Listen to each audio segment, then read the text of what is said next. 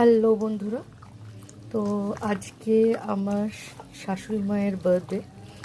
তো বার্থডে উপলক্ষে আজকে 1.5 কিলো মাটন এখানে করা হবে রান্না। তো আরও অনেক কিছুই করা হচ্ছে, তোমাদের সঙ্গে শেয়ার করব, তোমরা দেখতে পাবে। তো আমি এখন আপাতত মাটনের ম্যারিনেশনটা দেখাচ্ছি তোমাদেরকে। দেখো, এখানে মাটনটা ম্যারিনেট করা হচ্ছে, আমি তো ক্যামেরা করছি। তো এই দেখো,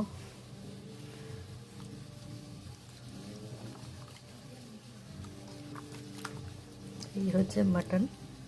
তো মাটনটা ম্যারিনেট করা হচ্ছে। তোমরা কে কে আমাদের মতো মাটন খেতে ভালোবাসো অবশ্যই জানাবে।